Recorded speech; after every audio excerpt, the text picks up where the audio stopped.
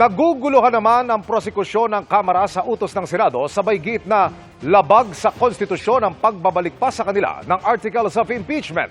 Kinwestiyon din nila ang utos ng Senado na humingi ng resolusyon mula sa 20th Congress na hindi pa nagsisimula ang termino. Nakatutok si Jonathan Andal. Hindi muna tatanggapin ng House Prosecution Panel ang ibabalik ng Senado na impeachment complaint laban kay Vice President Sara Duterte. I would defer receiving the articles of impeachment from the Senate, including whatever orders they will be transmitting to us. This is not disobedience, definitely.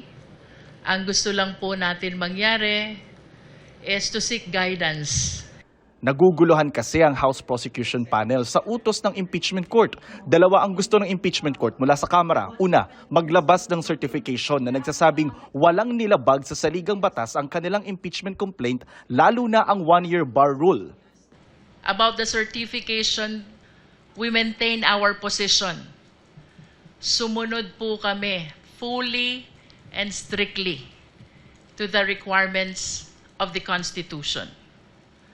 We did not violate the one-year prohibition rule. Pangalawa, linawin ng papasok na Kamara ng 20th Congress kung interesado pa itong ituloy ang impeachment complaint. It is impossible to be complied with because, first of all, 20th Congress doesn't exist yet. Tayo po ay nasa ika-labing-siyam na kongreso pa lamang. Dahil dyan, tingin ng ilang House prosecutors, sinasadya ng Senado na i-delay ang impeachment proceedings. So if it's impossible to comply with such an order, how can we move forward? Kaya sinasabi namin na parang dapat it should be baliwala lang yung order na yun kasi it's impossible to do as of the time. Naguguluhan pa rin kami at hindi namin maintindihan kung bakit ibabalik po ito sa amin. Ano po ang gagawin namin? Sabi ng mga prosecutor, magpapadala sila ng motion sa Senado para sa clarification. Once the response has been received, then again we will decide po, no? Naniniwala naman si House Prosecutor Manila Representative Joel Chua na labag sa konstitusyon ang pagbalik ng Senado ng Articles of Impeachment sa Kamara. Kinwestiyon din niya ang mga senator judge na tila raw nag-aabogado para sa bise. Wala naman po sa mandato ng mga senador ang mag-file at magdesisyon sa ganitong klaseng mga motion. In fact, ito po ay gawain dapat ng defense. Parang lumalabas po dito sila na rin ang nag-aabogado sa ating Vice Presidente.